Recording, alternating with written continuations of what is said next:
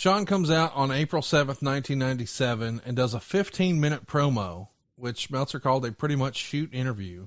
He says it was easily the best segment on either show, but it got murdered in the ratings. And he said Shawn did a tremendous job getting himself over as a babyface. He says that he and Bret loathe each other both in wrestling and in real life. He said Bret didn't just turn a bad guy, Bret was always a bad guy, and that he used his parents, his sister, and his kids to get on TV so he could make money. He said if Bret Hart could make a buck, he'd sell his mother. He said 6 years ago when he got the IC title and Bret got the WWF belt, he was happy playing second fiddle to Bret, but when it was Bret's turn to play second fiddle, he kicked and scratched every inch of the way. He said Bret took time off because he thought the WWF and Michaels would collapse while he was gone, but instead they did the best business they'd done in 6 years, and asked McMahon if that was true or not, and McMahon agreed. And Meltzer says, reality break, folks. It goes without saying that in the ring, Michaels did a super job in 1996, and he was my pick as Wrestler of the Year. But let's not rewrite history to say Shawn's reign was Hogan-like from a business standpoint, because nothing could be further from the truth. TV ratings collapsed in June of 96 on Shawn's watch, not Bret's, reached all-time lows for the rest of the year. But the buy rates fell through his reign, and it was during Shawn's reign for the first time in a decade that the WWF in both pay-per-view and TV ratings fell to the number 2 company in the U.S. And when it came to the house shows, while the WWF had a strong year in 96, its best months were in February and March. And who was the champion then? So I do like that we're at least having a conversation and we're blurring the lines. I enjoy that. I know that you said maybe Meltzer did, maybe he didn't.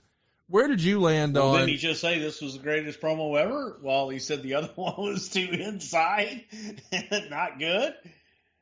Well, yes. Yeah, exactly. In both sides of his mouth, he speaks, and out of both sides comes lies and just shit made up. But anyway. Shawn would go on to say, Michael said that Bret used a rival organization to stab the WWF, who made him, in the back, into upping the money he could get.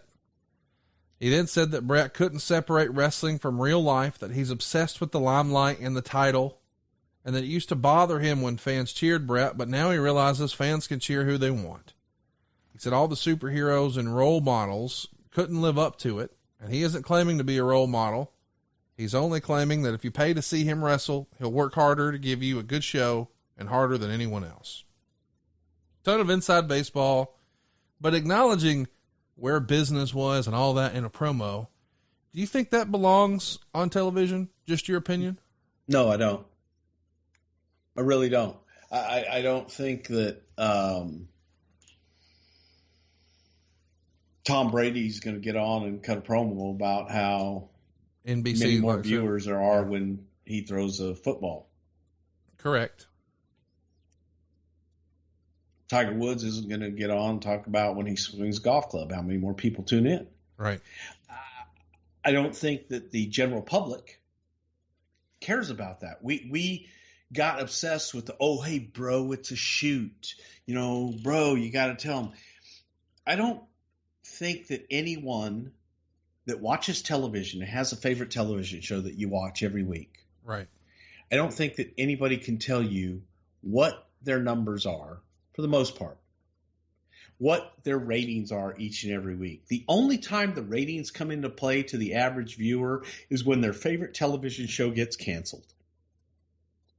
And they wonder what happened. Right. Well, hey, there weren't enough people that watched it. Yeah.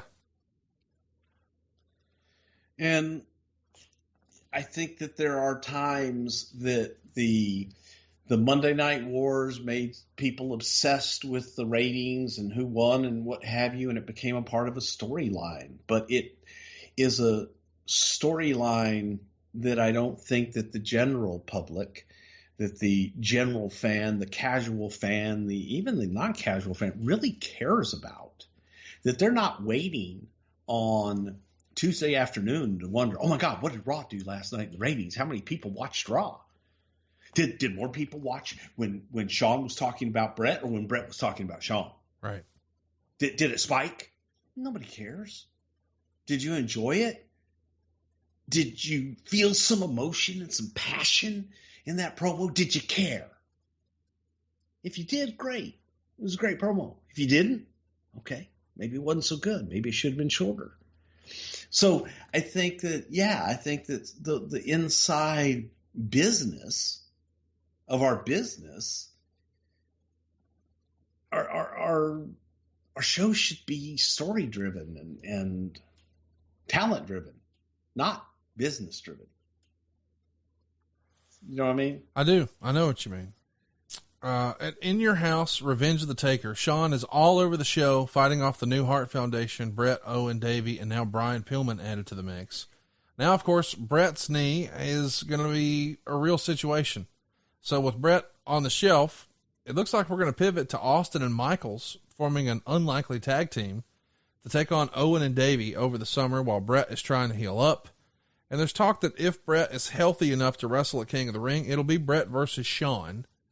Did you think, not too long after WrestleMania, we'll call it April, did you think you were really going to get Bret and Shawn at King of the Ring? Or were you suspect of that all along? I don't know if I want to say I was suspect of it. I just didn't know if... I don't know if it was the right time to do it. Right. You didn't get Mania, so... why do it at King of the Ring? Hold off till SummerSlam. I agree. Hold off to Survivor Series. Let's make them wait even longer for it. Let's build it even more. Get them both healthy, and keep them away. Around this time, we'll call it May of '97. There's talk in the WCW locker room that gets reported in the Observer, where they're saying they had heard Shawn would never put Bret over clean. Now, of course, we know where that comes from. It comes from Hall and Nash, or maybe Waltman, probably Hall and Nash. But when that makes the Observer, had you guys heard that? Or did you think that was... Okay. So you thought at that point it could just be Meltzer bullshit? Yes. Okay. So May 12th, 1997, boy, this is a big show. It's a pivotal moment in this Bret and Shawn saga. The Hart Foundation, which now includes Jim Neidhart, closed the show on Raw. They're all cutting a promo on Shawn Michaels. It goes super long, though, and Bret misses his time cue, as Bret claims, and the show goes off the air before they have the planned finish, which was Bret in the ring in a wheelchair, because, again, he's got a knee injury. But Shawn was supposed to hit the super kick. And, of course, it doesn't happen on the air. So the show goes off the air with Bret just running down Shawn, and Shawn never gives Bret his comeuppance. And I think you're at ringside when this happens. What do you remember in that moment where you know we're live and we're about to go off the air and Bret's just going on and on and on? No, I wasn't at ringside. I was at Gorilla, and I was livid. Absolutely livid. Because Bret knew his cue. There were people down there giving him the cue. There were people telling him to go. Shawn was telling him to go. We didn't shoot him so that we could tell Shawn, tell him to go. We're not shooting you. So, yeah, it was bad. And, yeah, it was the shits, man. It was the shits. And in that one, I feel that Bret was just like, yeah, I'm going to wait. And here's the thing, man. If Bret Hart and Shawn Michaels, both, without question, the two guys that I could absolutely count on every single time to nail their time to the second. Bret Hart was a guy that I knew would hit his cue at the exact perfect time whenever he was put in that position. Bret didn't fuck up like that. He just didn't. Bret was that good. Bret and Shawn, to me, were the absolute best at that. So it was something else. It was something else, because I know he's getting the cues. Let's talk about how Shawn received this, because it's been said over the years. Shawn was pissed. Goddamn, yeah. Shawn was pissed. And of course he's pissed because the footage does wind up being shown, but it's shown on Shotgun and Superstars. It's not shown on Raw. It's not shown on the big show. I'm sure Shawn's furious. Take us backstage after you guys are off the air. Fans are filing out of the crowd, or maybe you're running a dark match. But Brett, Shawn, Vince, yourself, there has to be some interaction on the other side of that curtain. What's it look like? No, Shawn just came back and was pissed, and saying he had the cue. He never got up. He never got up. He goes, I about kicked him out of the chair, and he goes, I'm trying to be a professional. Now it's Shawn. I'm trying to be a professional here, it just it was mayhem, and Brett came back. No, I didn't get the cue.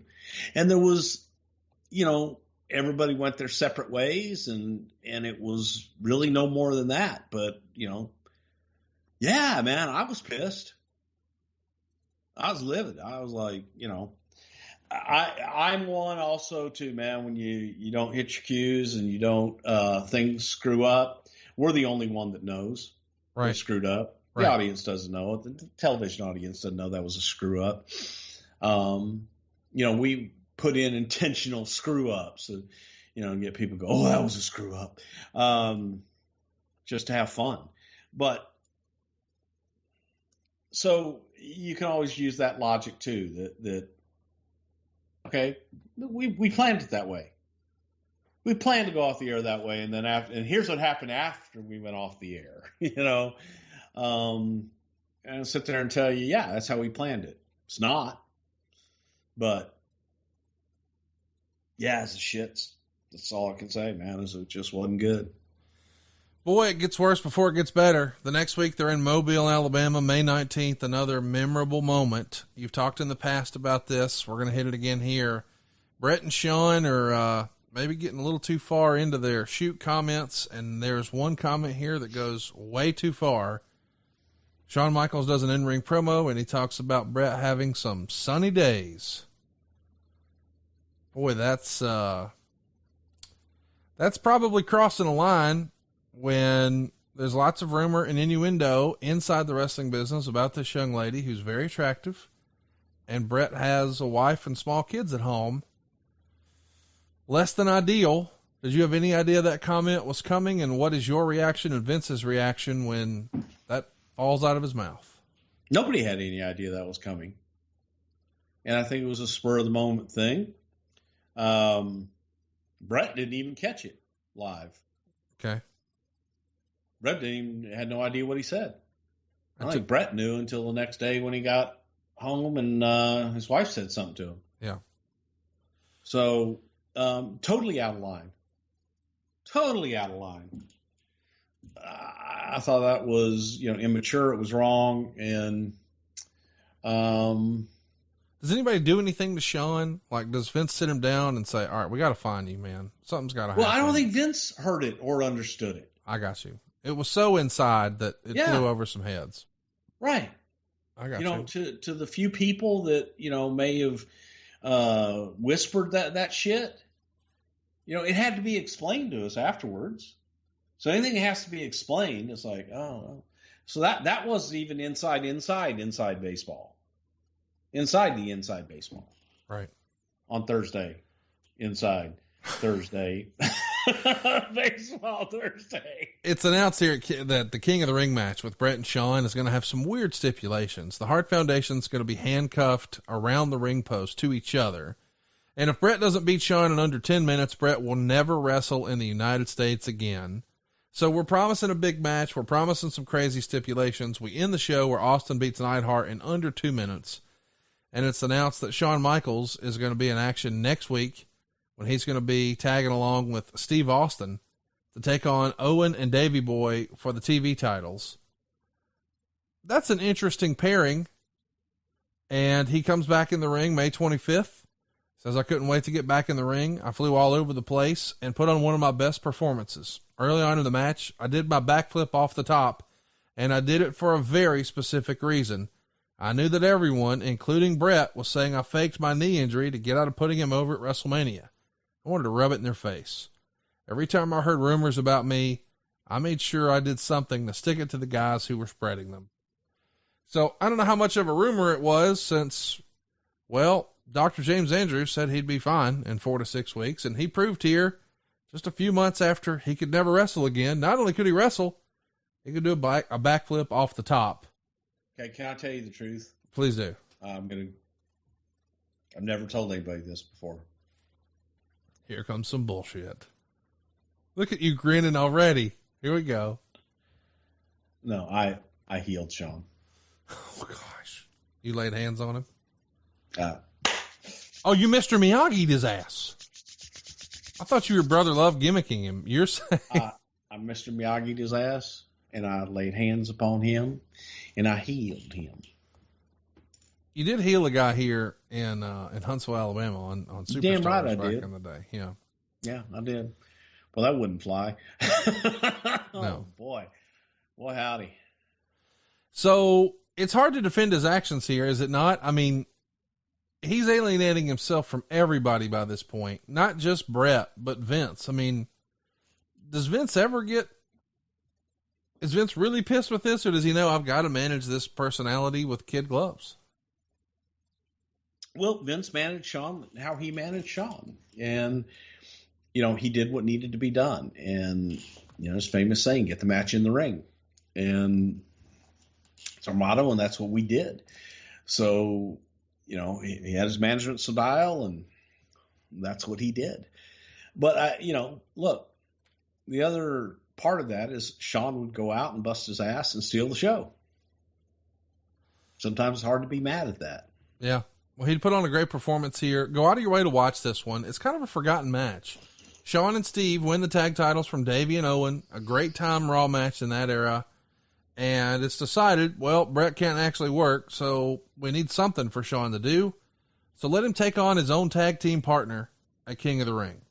And they have an interesting dynamic as tag team partners because they both hate the Hart Foundation, but they don't really like each other and they don't really trust each other.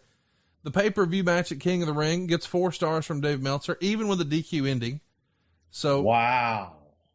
Clearly, we've got a very talented young man here who maybe has some personal issues and maybe has some emotional issues, but it's supposed to be worth it until what happens next. Quote,